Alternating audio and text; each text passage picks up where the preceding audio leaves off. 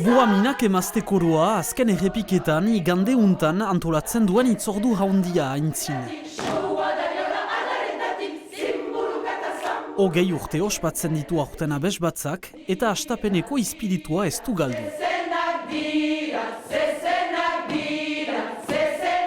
Gozatzen girela kantatzea algarrekin, zen eta emazte botzak juntatuz guretzat erresago da. Eta ara, hori da, eta geho gure arteko harremanak ere biziki azkarrak dira. Eta ere buhamin espiritu bat badugu, edoren besta ere maite dugula. Bost emazte siberotarrek sortu zuten koruak gaur egun 35 kantari biltzen ditu, urte muga ederunen kari emazte artista desberdinak gomitatuko ditu.